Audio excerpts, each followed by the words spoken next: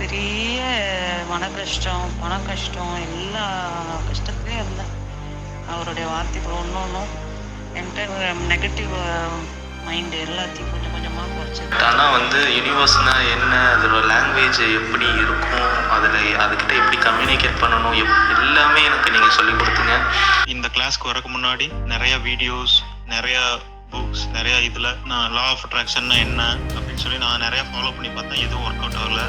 விஜயரதன் அண்ணாவாகிய உங்களுடைய பிஎம் மேக்னட்டின் law of attraction mind coach program அறிமுகமானது. உங்களோட கோர்ஸில் செய்கிறதுக்குள்ள நீங்கள் சொன்னீங்க இது எனக்கு நாள் எடுக்காது குயிக்காக உங்களுக்கு அப்டேட் தெரியுமெண்டு. நான் இவ்வளவு குயிக்காக அப்டேட் தெரியுமெண்டு யோசிக்கல பிரதர். ஒரு விடயத்தை ஈர்த்து கொள்வதுன்னா என்ன? இப்போ உங்களோட ஆள் மனதுக்கு உங்களுடைய விருப்பங்களை சரியான முறையில் அனுப்புறது மூலமாக அதில் உங்களோட வாழ்க்கையில் கொண்டு வர்ற தந்திரம் தான் ஆகர்ஷண விதி.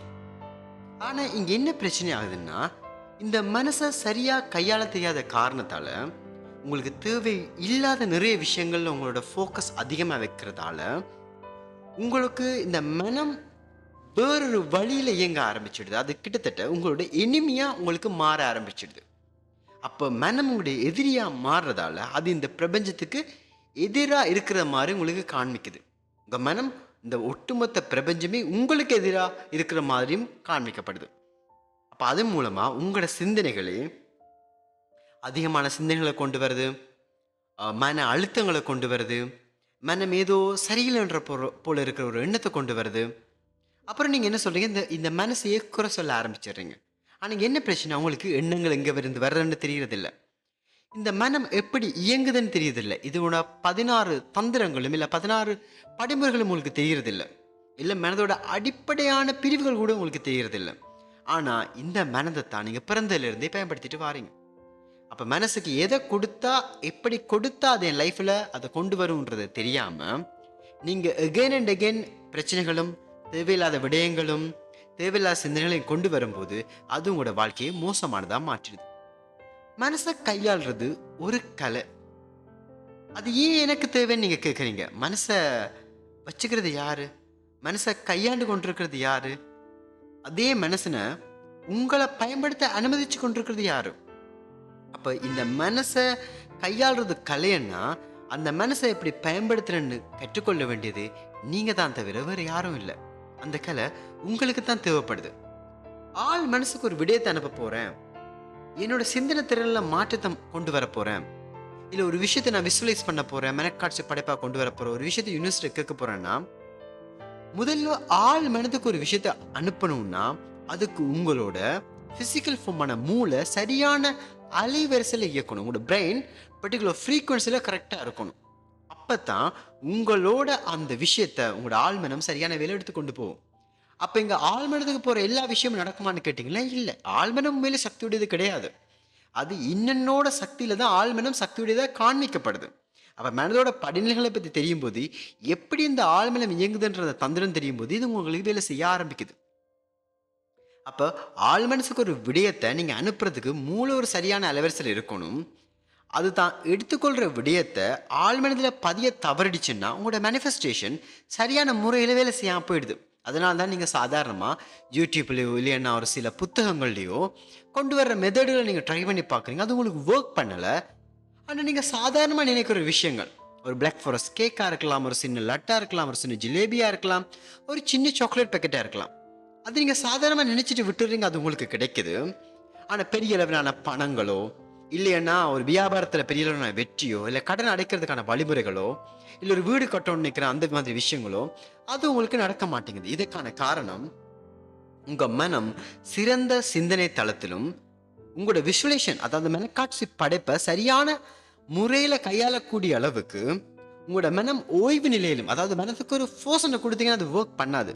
அப்போ உங்களோட மனம் ஓய்வு நிலையிலும் இருக்கும்போது அப்போ உங்களோட மனம் கற்பனைக்கு இடம் கொடுக்காம, உங்களோட கற்பனைகளுக்கு இடம் கொடுக்காம நான் சொல்றது, இப்போ ஐன்ஸ்டைன் சொல்றாரு, கற்பனை தான் உங்கள் வாழ்விலுக்கும் வரவிருக்கும் வசீகரங்களுக்கெல்லாம் முன்னோட்டம்னு சொல்றது. அப்போ அங்கே கற்பனைகள் அழகான வரையில் கொண்டு வரணும். இப்போ நீங்கள் சில சமயங்களில் சும்மா உட்காந்துருப்பீங்க, உங்களோட மைண்ட் அதுவாக கற்பனை பண்ணிட்டு போகும். நீங்கள் டூருக்கு போகிறீங்க, உங்கள் ஃப்ரெண்ட்ஸ் கால் பண்ணி சொல்கிறாங்க அந்த டூருக்கு போயிட்டு என்ன பண்ண போகிறோம், எப்படி என்ஜாய் பண்ண போகிறோம், நாளைக்கு உங்களோட ஃப்ரெண்டுண்டையோ இல்லை உங்களோட ரிலேட்டிவ் ஒருத்தவங்களோட கல்யாண வீடுன்னு வருது.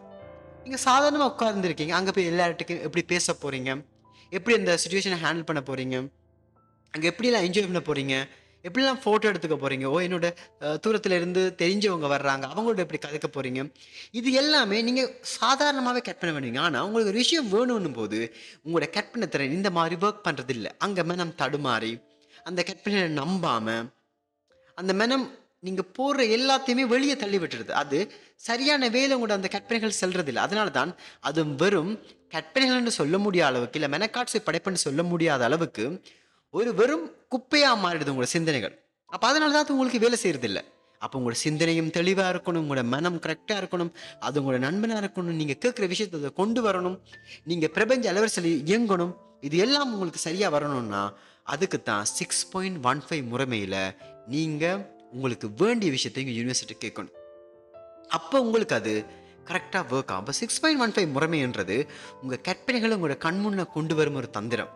உங்களோட மனம் காட்சிப்படுத்தும் விடயங்களை உங்களோட ஆழ்மனதில் பதிய வச்சு, அது உங்களை மீறி அது உங்களை பதிய வச்சு உங்களோட ஆகிற சக்தினை கொண்டு உங்களோட யதார்த்த வாழ்வில் நீங்கள் கேட்குற விஷயத்தை கொண்டு வந்து பரிணமிக்க செய்கிற வழி தான் இந்த 6.15 மெத்தட். அப்போ இந்த மெத்தட் வந்து இந்த யூடியூப் சேனல்லையோ இல்லை இந்த புத்தகங்களையோ குறிப்பிடப்படாத பிஎம் மெத்தடோட என்னோட ஓன் மெத்தட்.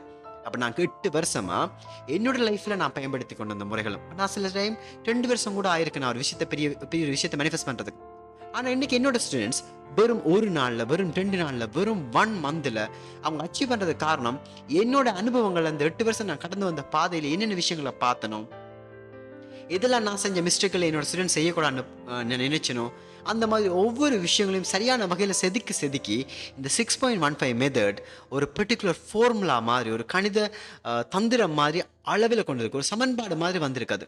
அப்போ அது நீங்கள் என்ன வேணுமோ அதை சரியான வகையில் கேட்கும்போது, 6.15 மெத்தடில் கேட்கும்போது அது உங்களோட ஆள் மனதில் உங்களை அறியாமலேயே பதியப்படுது. அதுக்கப்புறம் உங்களோட ஆழ்மனதோட சக்திகள் தாண்டி உங்களோட ஆகர்ஷ சக்தி வழியா அந்த ஆழ்மனதில் இருக்கிற அந்த பர்டிகுலர் விஷயத்த உங்களோட வாழ்வில் எப்படி கொண்டு வர்றன்ற அந்த விஷயத்தையும் அது நடத்தி காட்டுது. ஈர்ப்பு விதியை பலகாலமாக ஃபாலோ பண்ணிட்டு இருக்க உங்களுக்கு வந்து இதில் சொல்லப்பட்ட விஷயங்கள் ஒரு சில தெளிவுகளை கொடுத்துருக்குன்னு நான் நம்புகிறேன்.